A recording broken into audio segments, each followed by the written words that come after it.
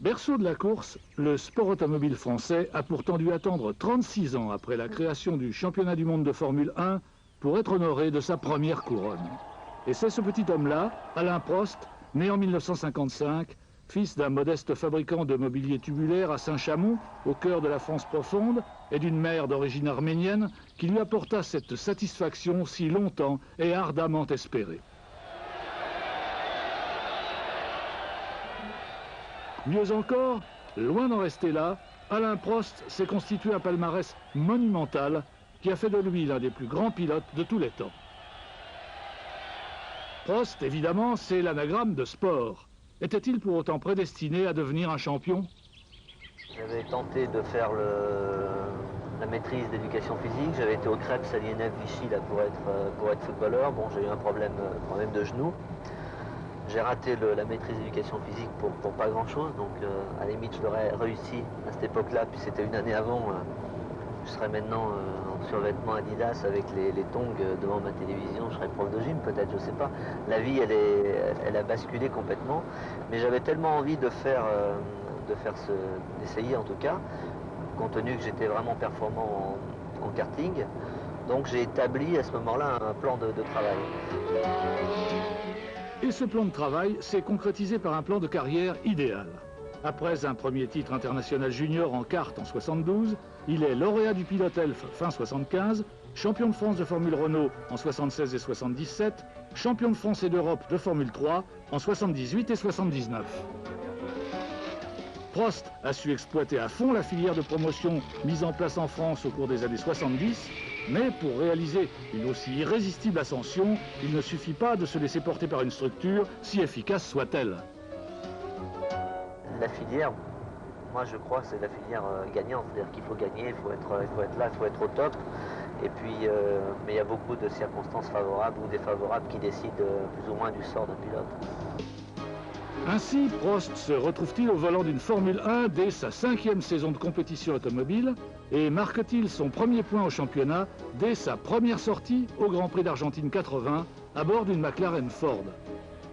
D'emblée, il met en évidence d'exceptionnelles qualités de metteur au point en surclassant dans ce domaine son équipier John Watson malgré son manque d'expérience à ce niveau.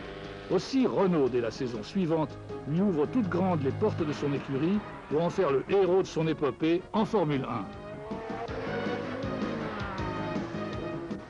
1. Investi de cette lourde responsabilité, Prost fait aussitôt preuve d'une étonnante maturité. Il s'impose comme l'incontestable leader de l'équipe Renault Elf et remporte son premier succès au Grand Prix de France 81. À sa classe de pilote, il ajoute un acharnement à progresser qui constitue sans doute son point le plus fort. Je crois qu'il y a quand même une bonne partie de dons au départ. Et puis après, c'est beaucoup de travail, du travail je dirais, de recherche, pas simplement sur le plan du pilotage. Je pense que le pilotage s'affine au fil des années. C'est l'expérience, c'est le fait de rouler beaucoup avec des voitures différentes, des puissances différentes, des pneus différents. Mais c'est un travail de longue haleine, je dirais, au niveau de tout ce qu'on peut apprendre sur la voiture elle-même, sur les rapports humains. Parce que ça, c'est très important, les rapports du pilote à son mécanicien, du pilote à l'ingénieur, du pilote au directeur d'écurie, ou même avec les sponsors, avec les gens de la télévision, avec les médias. Et donc, je crois que c'est un travail de longue haleine qui fait que, bon, il y a des hauts, des bas, et puis il y a un certain moment dans la carrière où, bon, tout baigne dans l'huile. Prost et Renault poursuivent alors leur ascension vers le sommet.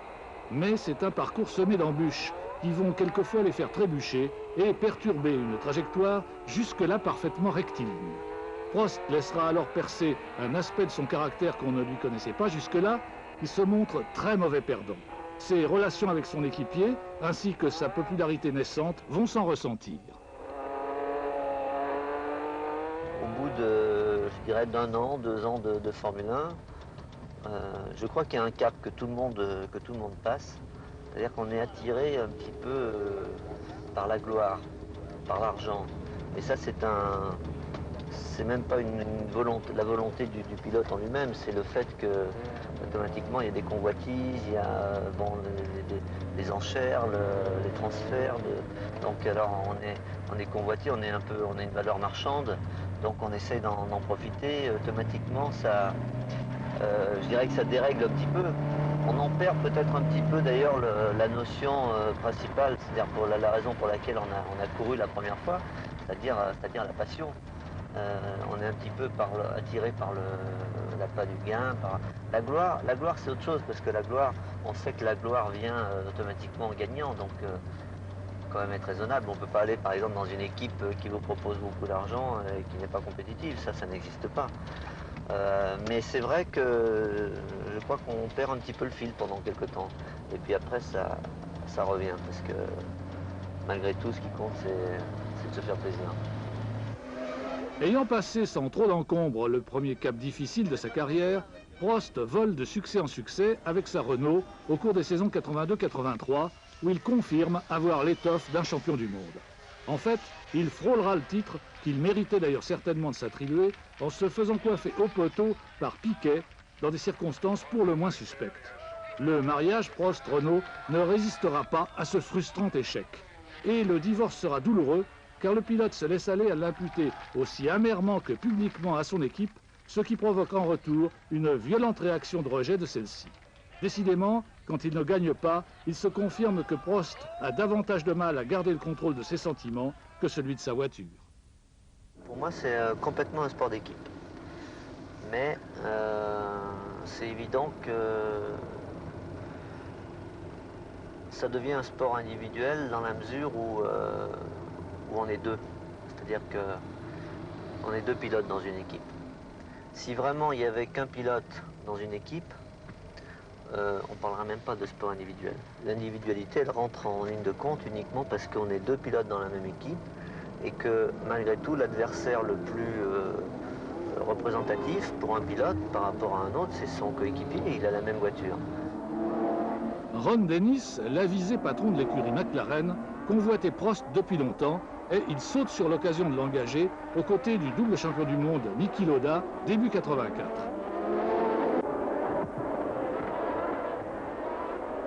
Dans cette ambiance hyper professionnelle, où il découvre le perfectionnisme sans faille qui correspond à ses exigences, Prost va s'épanouir.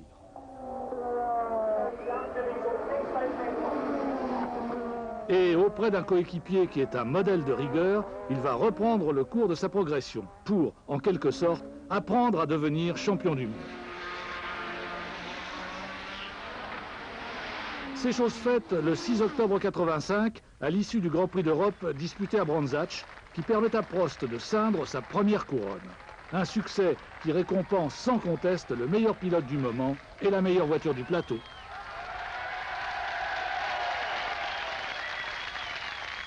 La chance existe une fois que l'homme et la machine ont fait leur travail. Mais vous ne gagnez jamais une course grâce à la chance. Si vous la gagnez, c'est peut-être parce que les autres en ont eu un petit peu moins que vous, ou ils ont eu des problèmes, ou leur voiture n'était pas aussi bien préparée, etc. Mais vous ne gagnez jamais une course grâce à la chance.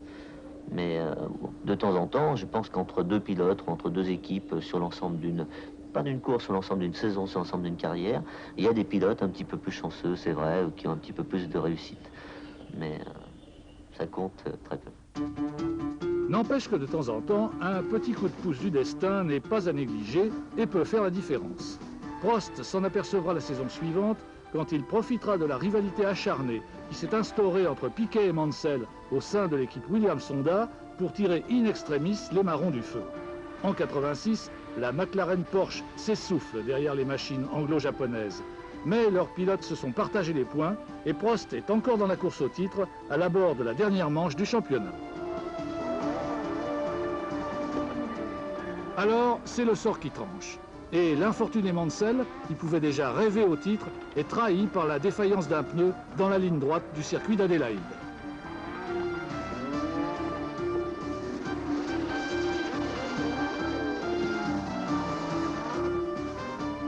Prost peut légitimement exulter. Contre tout pronostic, il a cueilli le fruit que l'infériorité de sa mécanique aurait dû lui défendre de savourer, mais que l'indiscipline de ses rivaux lui a offert. Il est au sommet de son art. Méticuleux, Prost ne laisse rien au hasard et s'analyse avec lucidité. Le moment le plus difficile pour moi dans le week-end, c'est plus avant la première séance d'essai, parce que là, il y a une certaine nervosité. On ne sait pas si la voiture va être bien, va être compétitive sur le circuit lui-même. et puis surtout avant les qualifications. Je reconnais que dans cet exercice-là, je suis peut-être un petit peu plus faible parce que d'abord, il y a une prise de risque beaucoup moins importante. Sur un tour, bon, j'ai toujours utilisé les pneus de qualification moins bien que certains autres pilotes parce que ça dépend du style de conduite. J'ai tendance à moins user les pneus, d'ailleurs en course, donc c'est un avantage. Mais en qualification, j'arrive moins à les faire chauffer, notamment les pneus avant. Donc j'ai toujours les pneus arrière qui arrivent en température avant les pneus avant, donc un phénomène de sous-virage, je pousse les roues avant. C'est évident que c'est pour moi un handicap très très important. Cette répugnance à se surpasser aux essais sera révélée lorsque Senna devient le coéquipier de Prost chez McLaren en 88 et le surclasse régulièrement dans cet exercice. À l'évidence, Prost a perdu le goût du risque s'il ne peut le calculer avec précision. De même, l'impétueuse virtuosité du jeune Brésilien met en évidence l'aversion du champion français pour la pluie. Les gens qui aiment la pluie, c'est parce qu'un jour, un pilote a peut-être eu une voiture idéale sous la pluie, il a gagné une course sous la pluie. Et là, après, pendant 6 mois ou 1 an, c'est le roi de la pluie, il dit « j'aime la pluie ». Et en réalité, le jour où il aura une voiture beaucoup moins compétitive, ou alors il va faire un tête à queue à 300 à l'heure dans la ligne droite, il va dire « oh là là, la pluie c'est dangereux, j'aime pas la pluie ». Moi, je peux courir sous la pluie, j'ai fait de très belles courses sous la pluie, j'en ai gagné sous la pluie, mais j'aime pas parce que je trouve que ça dénature la course automobile, c'est pas bien pour le spectacle et c'est très dangereux. Prost, cependant, n'a pas peur d'aller jusqu'au bout de ses convictions lorsqu'il est persuadé d'avoir raison. Ce qui est tout à son honneur, car il n'est pas facile de se retrouver seul contre tous. Et ce fut la mésaventure qui lui arriva lors du Grand Prix d'Australie 89 de sinistre mémoire.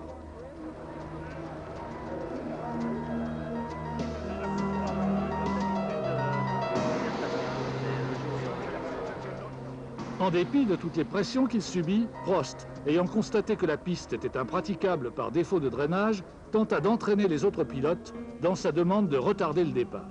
Mais Senna, buté, refusa de le suivre et en fin de compte, les uns après les autres, tous cédèrent aux objurgations des officiels.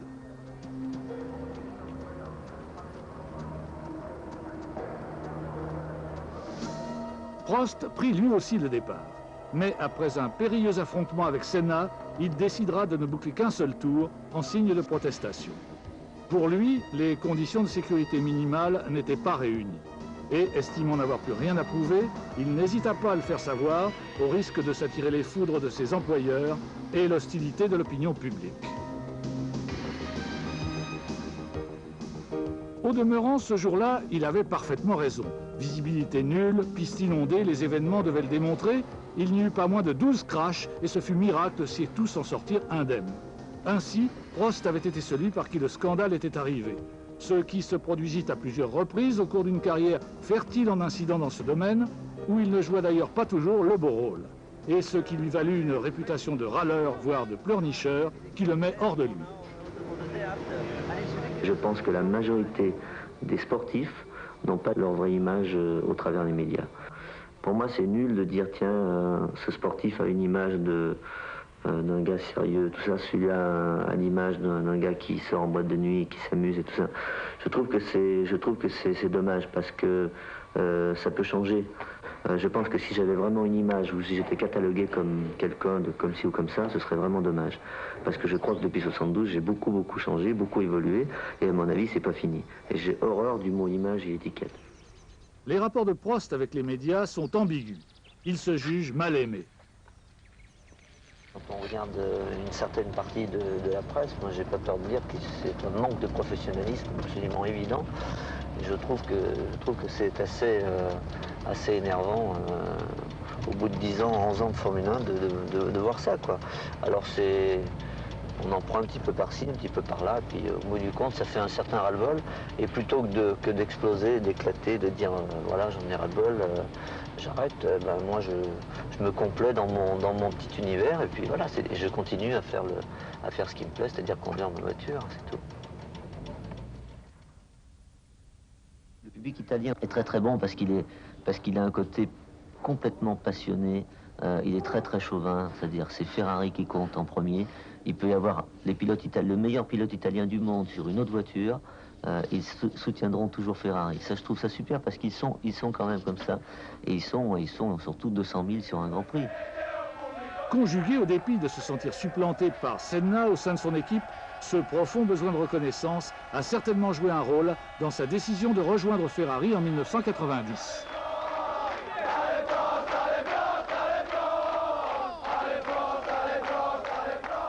Une manière chaleureuse de se consoler de la relative froideur que lui témoigne le public français. Mais l'épopée Prost-Ferrari, qui s'ouvre comme un opéra plein d'espoir et de passion, s'achèvera moins de 2 ans plus tard en psychodrame. D'abord, donc, c'est le coup de foudre réciproque. Mais surprise, au lieu que la Scuderia s'anglicise sous l'influence de l'ex-pilote McLaren, c'est Prost qui s'italianise. La preuve, voyez son émotion lorsqu'il remporte au Grand Prix du Brésil sa première victoire pour Ferrari. Quelques semaines plus tard, Prost enlève l'une de ses victoires les plus magistrales en parvenant à s'imposer à Mexico, bien qu'il ait été relégué en 7e ligne sur la grille de départ. J'ai vraiment d'abord très bien réglé ma voiture. Je pense que j'ai bien potassé la voiture pour la course. Et en fonction de ça, j'ai fait une course d'attaque et tactique, parce que d'attaque, il fallait bien entendu doubler. Et tactique, c'est évident que quand on est comme ça dans une position de 13e sur la grille, on a tendance à attaquer comme un fou au début, mais même si on passe quelques voitures, souvent les pneus ça ne résistent pas, la mécanique, tout ça. Il a fallu être très très patient. Un nouveau chapitre de la carrière de Prost s'est ouvert avec la décennie 90. Lui, le champion des années 80, va-t-il réussir son pari de ramener le titre en Italie après plus d'une décennie d'échecs? Va-t-il parvenir à effacer l'humiliation que lui a causé son départ de chez McLaren et à renverser à son profit l'évolution de sa lutte pour la suprématie qui semble tourner en faveur de Senna?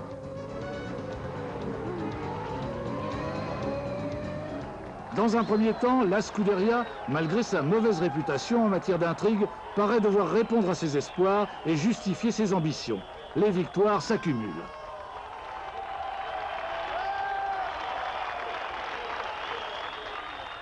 Nouveau prophète de la religion Ferrari, Prost est déifié par les tifosi, les supporters italiens, exaltés par le retour au premier plan de leur équipe favorite. Prost découvre les délices et les excès de cette relation passionnelle. On n'est jamais content dans la vie. Hein. Quand on n'est pas connu, on voudrait être connu, on voudrait réussir. Une fois qu'on est connu, on voudrait passer incognito, on voudrait être tranquille partout.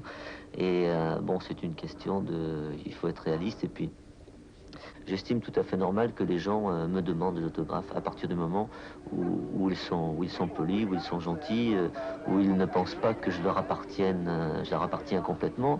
Et je crois qu'il n'y a aucun problème. Le jour où on me demandera plus d'autographes, c'est Jackie Stewart qui avait dit ça une fois, j'avais trouvé ça super. En signant un autographe, on lui dit « Oh, ça doit vous embêter », c'est dire ce qu'on nous dit souvent. Et Stewart avait répondu « Vous savez, le jour où on m'en demandera plus, ça m'embêtera encore plus ». Et je crois que c'est vrai, parce qu'une fois qu'on y est, ça va être très très dur de redescendre. Alors je crois que maintenant il faut en profiter le plus longtemps possible. Sensible, Prost l'est aussi à l'égard de sa voiture, même si sa relation avec elle n'a pas le caractère amoureux que lui attribuent d'autres pilotes. Quand j'arrive le matin, de toute façon, la première chose que je fais, c'est voir ma voiture. Je sais que, par exemple, mes mécaniciens n'ont rien changé si je ne sais pas, si je ne suis pas au courant. Mais ne serait-ce que voir la carrosserie propre, les roues bien nettoyées, etc. La voiture qui était complètement démontée la veille, puisqu'on démonte tout le temps les voitures, on change beaucoup de choses dessus. De la voir remontée comme ça, propre, prête à partir, j'ai qu'une envie, c'est de monter dedans. Et à chaque fois que je monte dans ma voiture, ça peut être pendant une semaine d'affilée, tous les jours, j'ai toujours beaucoup de plaisir. Et on a une relation un petit peu bizarre ensemble, mais pour moi, c'est un bijou. Mais Prost ne réussira pas à conduire aussi habilement ses relations humaines que sa voiture. Pour s'imposer en 90, il lui aurait fallu le soutien unanime de son écurie. Or, une fois encore, après Arnoux chez Renault et Senna chez McLaren, il va entrer en conflit avec son coéquipier. Considérant que Prost a manipulé les techniciens à ses dépens et l'a ainsi réduit à un rôle de figurant qui l'humilie, Mansell se révolte.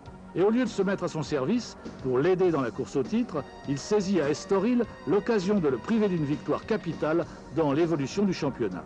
Mortifié, Prost se lance dans une diatribe contre la politique de son chef d'écurie, premier bémol dans l'harmonie de la romance avec Ferrari.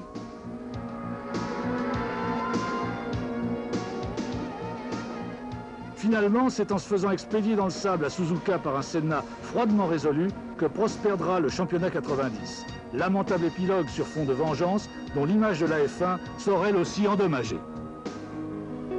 En 91, fort de l'expérience de l'année précédente et débarrassé de Mansell, Prost peut penser disposer de tous les atouts.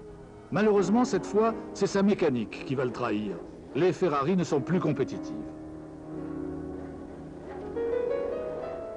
Comme d'habitude, la crise technique déclenche la guerre intestine. Prost remporte la première bataille qui s'achève par la disgrâce de Cesare Fiorio, le chef de l'écurie. Mais il est trop tard pour espérer retourner la situation. Prost se console comme il peut, mais son air triste et son ton désabusé le trahissent. Pour lui, seule la victoire est jolie. Le plaisir du pilotage, il est toujours là. Ça, c'est à part. C'est le jour où il n'est plus là que tu vas arrêter. Par contre, le plaisir, il est toujours de travailler avec l'équipe. Le côté technique, enfin, la technologie m'intéresse énormément. D'avoir connu énormément de choses enfin, sur le plan technique, au niveau moteur, au niveau châssis, d'avoir toujours, justement, c'est ça qui fait l'intérêt de la F1, c'est que tu sais qu'il y a toujours des technologies nouvelles qui arrivent, toujours progresser quoi, à tous les niveaux. Et puis toujours l'espoir, là ça marche pas très bien, mais d'arranger les choses, d'avoir une voiture qui redeviendra compétitive très tôt, tu vois. Donc et puis malgré tout, c'est un challenge super de travailler dans une équipe comme ça, même si elle est dans la panade pour l'instant, mais d'essayer de... Est-ce qu'elle est dans la panade? Ouais. Et un beau jour, là dit Patauger, Prost craque. Il qualifie sa Ferrari de camion. C'en est trop pour l'orgueil blessé d'une écurie humiliée et frustrée qui le met à pied comme un quelconque employé et le remplace avant la fin de la saison. Comme avec Renault, puis avec McLaren et même pire encore, la liaison avec Ferrari se termine mal. Mais cette fois, Prost ne trouve pas de volant de substitution à sa mesure et le triple champion du monde au palmarès sans pareil, mais à la personnalité contestée, est condamné à l'inactivité en 92. Retraite temporaire ou bien définitive? J'ai toujours un but de toute façon, et ça change. Ce qui veut dire que j'essaie toujours d'avoir une motivation différente et supplémentaire. Mon but c'était de faire de la Formule 1, je l'ai fait. Parce qu'on ne peut pas dire je veux être champion du monde au début. Quand on est jeune. Quand je faisais du karting, je voulais faire de la Formule 3. Quand j'ai fait de la Formule 3, je voulais faire de la Formule 1. Bon, j'ai toujours eu des buts comme ça. Une fois que j'ai fait de la Formule 1, je voulais être champion du monde, bien sûr. Mais 5 fois champion du monde, c'est pas réaliste. Parce que la Formule 1 moderne est très très difficile. Beaucoup plus difficile, je crois, qu'avant. Et les 5 titres de fin de jour, je pense que c'est exceptionnel. C'est à une autre époque que je ne veux pas comparer. Parce que les gens ont toujours tendance à vouloir comparer les deux époques, alors que je pense que c'est complètement impossible. Donc 5 fois, ça représente beaucoup de choses. Et c'est beaucoup trop loin pour y penser. Mais Prost, quoi qu'il en dise, y pense pourtant très fort à ce record. Car il a encore faim de gloire et les statistiques sont son péché mignon. Aussi s'est-il mis en situation de l'égaler, sinon de le battre. C'est dans cette perspective qu'il a magistralement manœuvré pendant son année sabbatique pour rebondir en 93 et réussir l'un de ses plus fameux coups de maître. Évincer Mansell, pourtant auréolé de sa victoire au championnat 92 de chez Williams-Renault, et prendre sa place de leader de l'écurie numéro 1 du moment en parvenant à faire écarter la candidature de Senna lui-même à ce poste. Pas de doute, aucun champion dans toute l'histoire du sport automobile n'a mieux mené ses courses et sa carrière. Le professeur, décidément, a bien mérité son surnom.